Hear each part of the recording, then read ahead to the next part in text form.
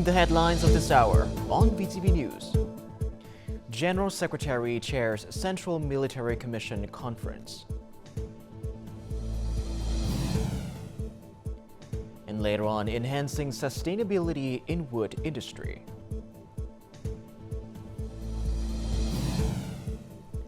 In a world news, Israeli airstrikes kills 70 at refugee camp in Gaza.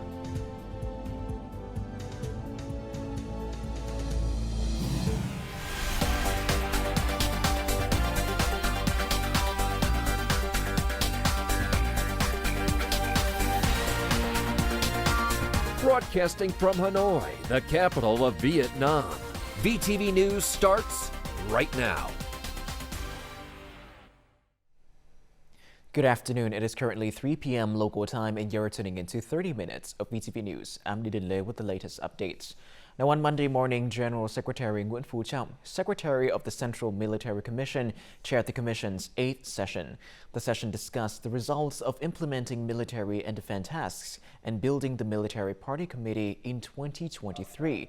It also determined the directions and tasks for 2024. In 2023, the Central Military Commission, the Ministry of National Defense, and party committees, along with commanders at all levels, successfully led and directed the entire army to achieve better results compared to 2022. Exceptional results were reported for several tasks. Defense diplomacy activities also continued to enhance the country's and the Army's prestigious positions. Many policies and solutions have been implemented to strengthen the Military Party Committee, promote Ho Chi Minh's ideology, and counter individualism in the new situation. Exports of wood and wood products fell short of the growth targets of $17 billion in 2023, ending the year at $13.5 billion. According to data from the General Department of Vietnam Customs, although the export of wood and wood products increased in the last 3 months, it only amounted to 82% of last year's turnover. This year has been challenging for Vietnam's wood industry. Consumer demand in key export markets such as the US and EU has sharply decreased, resulting in a decline in orders. As a result, some businesses have downsized or even closed. In 2024, the wood industry will continue to face numerous difficulties and challenges, particularly in meeting the stringent regulations for the import market. For instance, Europe regulates the import of wood products to ensure they do not contribute to deforestation, forest degradation, and carbon emissions reduction. Forecasts indicate that the growth of the wood industry next year is expected to slow down by approximately 10 to 12% compared to the last quarter of this year. Consequently, establishing a reputation as a sustainable wood industry is crucial for addressing these challenges. During this discussion, the parties emphasized the importance of establishing a legal and sustainable wood industry as the key driver for export motivation. They emphasized that any necessary changes must be made at the foundational level. We will advise 6 leading enterprises in the wood industry on reducing emissions, which will then spread throughout the industry. In terms of communication, the Wood Industry's Green Vietnam Fund will be promoted to ensure that the wood industry does not engage in illegal business. This business used to buy wood from suppliers in the market, but now it has actively shifted its wood supply to ensure control over raw wood input. We can plant forests ourselves or cooperate with businesses in Bac Can to have forest areas in the company's name for sustainable forest management, and a sustainable forest certificate will be issued to the business. Faced with the requirement for the carbon border adjustment mechanism that the EU and many large markets require, factories are focusing on selecting technology to meet this requirement. For the wood pellet industry, carbon emissions are not large, but electricity consumption is quite high. The main solution for the wood pellet industry is to invest in modern equipment to reduce power consumption. This is the solution that factories aim for in order to achieve clean energy and a green environment. In 2024, the Vietnam Timber and Forest Products Association will implement multiple solutions simultaneously to achieve 2 goals. The first goal is to ensure that all wood and wood products exported from Vietnam have plantation certificates. The second goal is to reduce carbon emissions. Currently, Hanoi is home to over 1,300 craft villages, with more than 300 of them being recognized according to national criteria. These craft villages cover 48 out of the 52 traditional professions in the country. Many of these villages have implemented creative approaches to enhance product quality and establish closer connections with consumers. Chuong Village, located in Thuong Ai District, Hanoi, produces approximately 1,000 palm leaf conical hats per day for sale in the market. In addition to selling these products, the village also contributes to the development of tourism by providing visitors with the opportunity to experience traditional crafts. The factories have been recently continuously innovating the production process, from materials to form. We have designed many newer models, ranging from very small hats of 2 to 3 centimeters to hats larger than 2 to 3 meters. We have designed them all to meet the market needs. Similarly, in Hat Thai Village, Thương Tín District, lacquer artisans have chosen to cooperate to improve product quality. The Hat Thai Lacquer Cooperative currently consists of 25 participating members, and since its establishment, the craft village has undergone many positive changes. If other craft villages also focus on improving product quality and changing the way they introduce products to tourists, the Center of Vietnam Quintessential Craft Villages was built in Gia Lâm District to promote tourism development. This center is more than just a ceramic museum. It offers various experiential activities, apprenticeships with artisans, and other services that have made it a favorite destination for many tourists. This is also a push for us to transition from being solely manufacturing craft villages to becoming tourism craft villages. Hanoi's craft villages generate an estimated annual revenue of $825 million, while over 20 other craft villages often surpass a revenue of $2 million per year. Vietnam's handicraft industry has set an export target of $6 billion by 2030, with Hanoi playing a crucial role in achieving this goal. In addition to contributing to economic development, the preservation of craft villages also safeguards the cultural heritage passed down by our ancestors.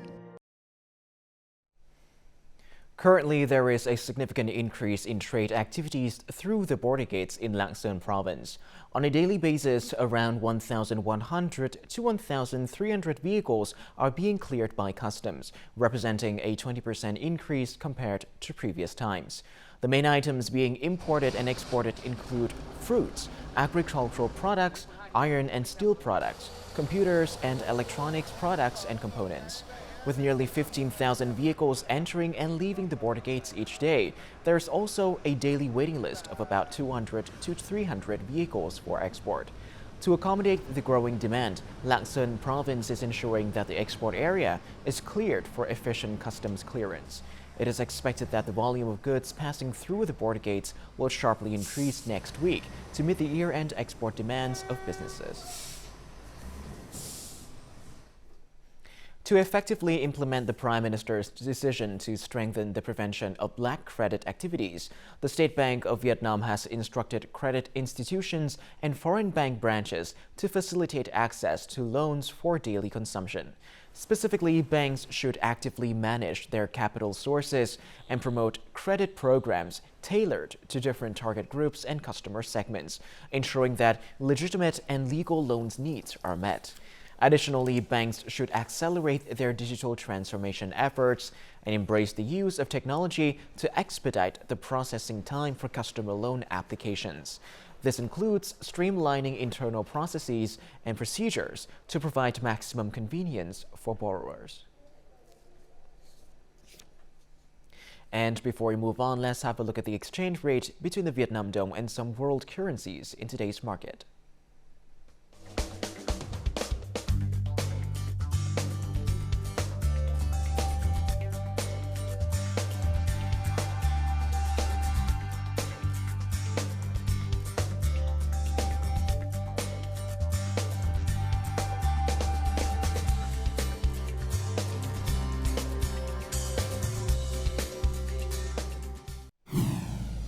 Coming up next on VTV News.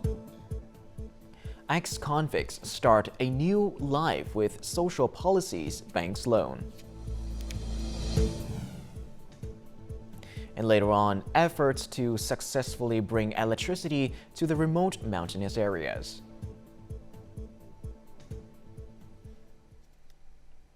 Moving on to other important updates, Nghệ An Border Guard reported the arrest of a foreigner who was illegally transporting drugs and explosive fireworks into Vietnam. The individual resides in Nậm Táy village, Sầm Tỉnh district, Hủa Phan province, Laos.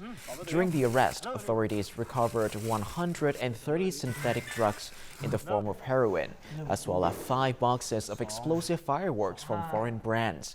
The case is currently under investigation and will be processed in accordance with law.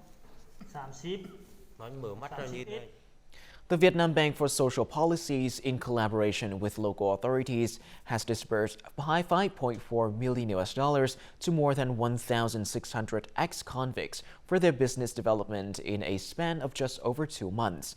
This initiative has had a significant impact, particularly in Phie province, by supporting the reintegration of individuals into society. After completing his prison sentence, Theo faced challenges in finding employment. However, his concerns were alleviated when he gained access to a credit policy.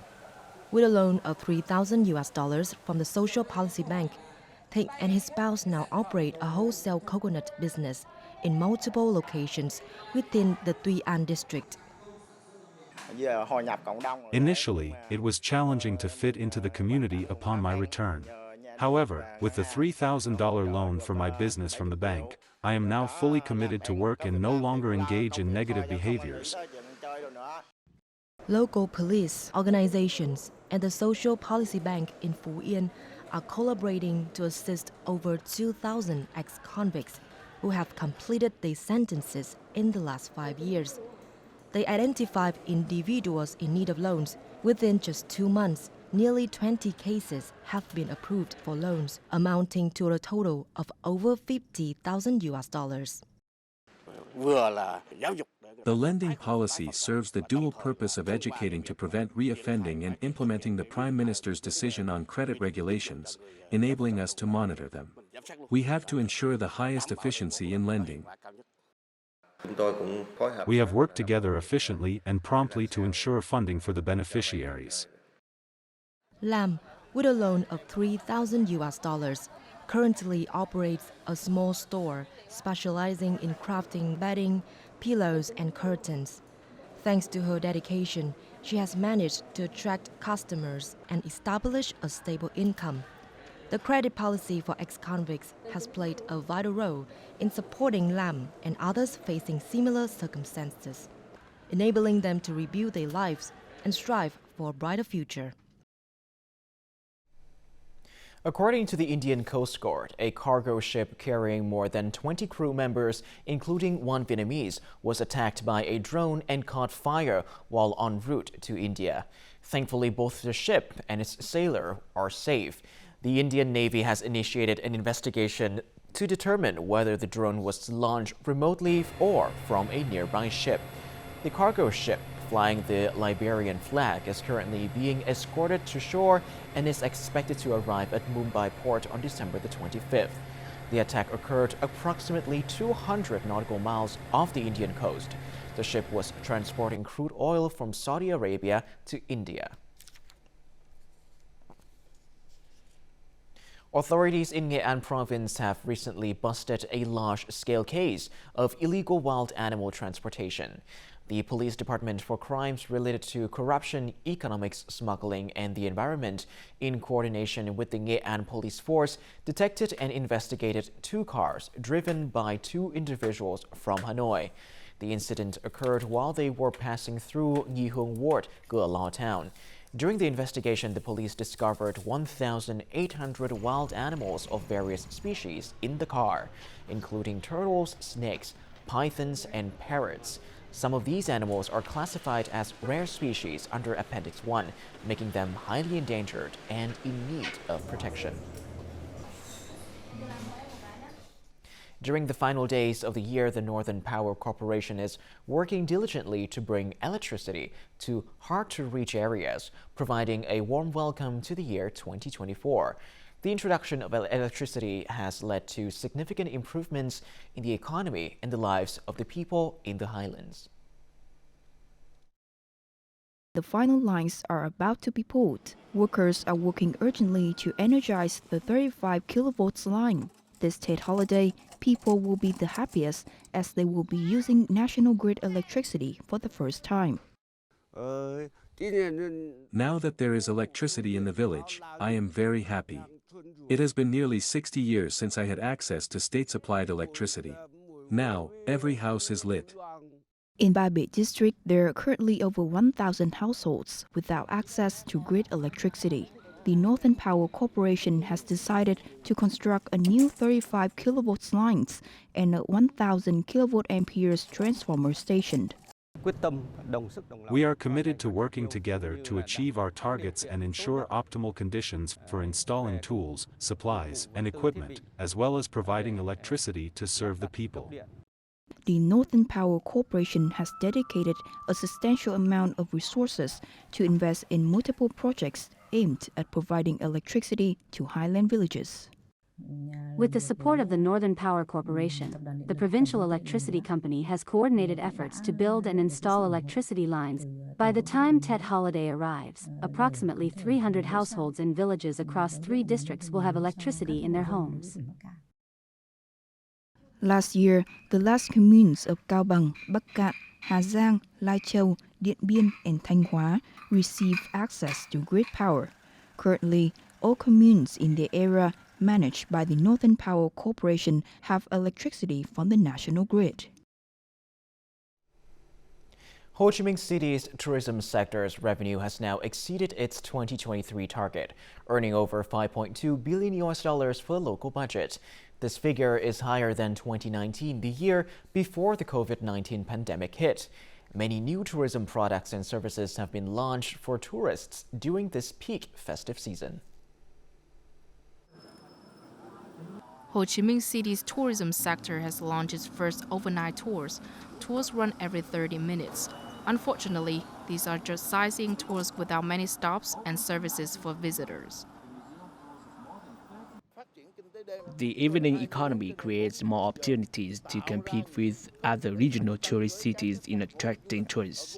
Diverse and professional services are key to increasing competitiveness. In December, the city's tourism sector also launched a series of attractive services, including Tourism Week and Food Street, and events to celebrate Christmas and the New Year Countdown Festival. The city's tourism sector had exceeded the set target. We also expect that there will be another breakthrough in tourism numbers and revenue in December. According to the city's Department of Tourism, the tourism sector achieved most of its targets in the first 11 months of this year. Tourism revenue reached over $5.1 billion. This rate is 25% higher than in 2019, the year before the COVID-19 pandemic hit. Despite the changes in life, the Conical Hat, or non la, continues to be practical and popular in the Mekong Delta region. It provides protection from the sun and rain and can be worn by both men and women. When paired with traditional outfits, it adds a fashionable touch. This inclusivity has played a crucial role in helping traditional hat-making villages endure the test of time. I got married and have been working here for 40 years now. It's all thanks to the cone-shaped hats.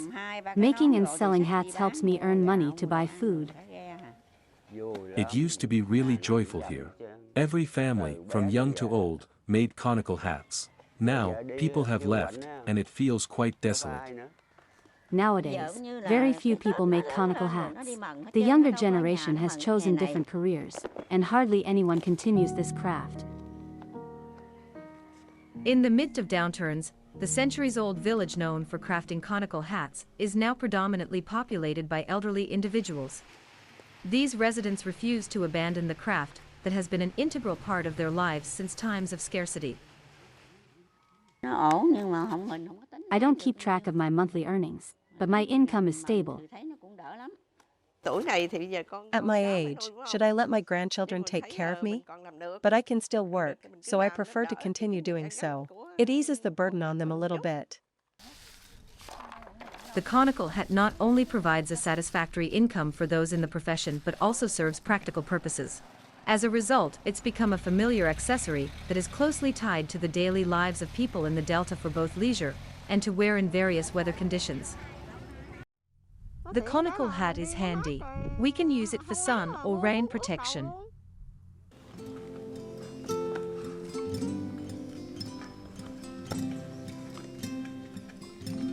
I can use the conical hat to fan myself. It seems reasonable, doesn't it? The northern province in Phie on Saturday night, December the 23rd, organized an event to recognize the Hmong people's panpipe and batikang, a painting technique using molten beeswax to create patterns on a fabric surface as national intangible cultural heritages. The move was aimed at honoring the cultural values of the arts. It also encouraged efforts by local authorities and communities in Yên Province, Mu Cang Chai, Cham Tho, and Văn Chinh districts to maintain and develop the heritages. The recognition will not only contribute to the preservation of the Hmong people's traditional values, but will also make these folk arts known far and wide, facilitating community-based tourism in Yên Bái. Coming up next in our world news. Israeli airstrike kills 70 at a refugee camp in Gaza. And later on, let us observe how the Christmas spirit is permeating around the world.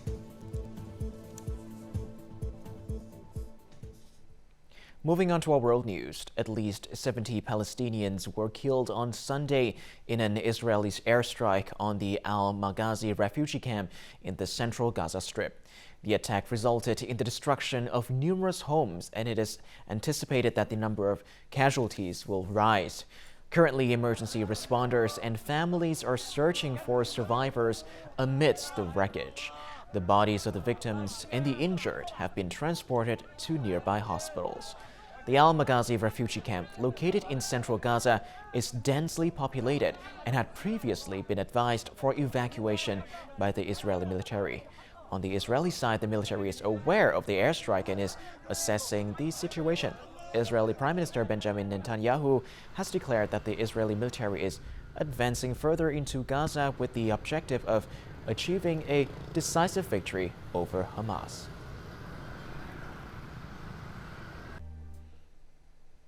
The Iranian Navy has recently received new military equipment, including cruise missiles and reconnaissance helicopters. This addition to their arsenal comes at a time of escalating tensions in the region. One notable addition is the Natalia cruise missile, which has a range of 1,000 kilometers and the ability to change its target during flight. These missiles were delivered to a naval base in Konarak port, located approximately 1,400 kilometers southeast of the capital, Tehran. It is worth noting that all of Iran's missiles and drones are domestically designed and produced by their defense units, highlighting their self-sufficiency in this aspect. Now, according to the SWIFT, the Chinese Renminbi RNB has surpassed the Japanese yen to become the world's fourth most used currency. In November, RMB accounted for 4.61% of global payments, outpacing the Japanese yen at 3.41%. Its value has grown rapidly since October 2023. RMB is increasingly accepted internationally, with countries like Brazil, Argentina, and Pakistan using it for transactions. China primarily trades using its own currency, and the People's Bank of China encourages the use of RMB for international loans. Within the BRICS bloc and the Belt and Road Initiative, RMB represents 1/4 of total cross-border payments in the first 3 quarters of the year.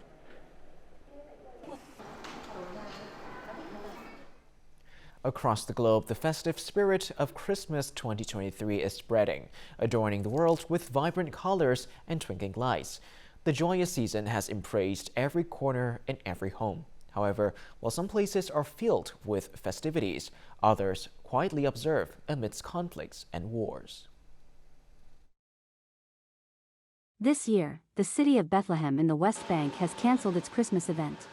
There are no giant Christmas trees, processions with pilgrims, or tourists. The Holy Land is quiet and desolate. Celebrating Christmas this year, but not Bethlehem, not the birthplace of our Lord Jesus Christ. Bethlehem is celebrating Christmas with sadness and sorrow because of what's happening in Gaza and in all the West Bank, all Palestinian territories. On Christmas night, everyone's thoughts turn to Bethlehem, hoping for peace to return to the land where Jesus was born. Tonight, our hearts are with Bethlehem, where peace is overshadowed by the senseless logic of war and armed conflicts. I just hope that we can all learn to love one another and respect culture and backgrounds. Yeah, so no more war maybe, hopefully, maybe more calmness, more togetherness, yeah. In the Middle East, despite financial crises and the Hamas-Israel conflict, people in Lebanon find joy and hope at the Christmas market in Beirut. In Asia, streets in Hong Kong, China are adorned with unique Christmas decorations, creating a lively festive atmosphere. Thailand celebrates by having elephants deliver gifts and divers dressed as Santa Claus swimming with fish. Meanwhile, in Japan, hundreds of volunteers in Santa Claus costumes gather in the Marunouchi commercial district near Tokyo for photos. And before I say goodbye, let's have a look at the weather forecast.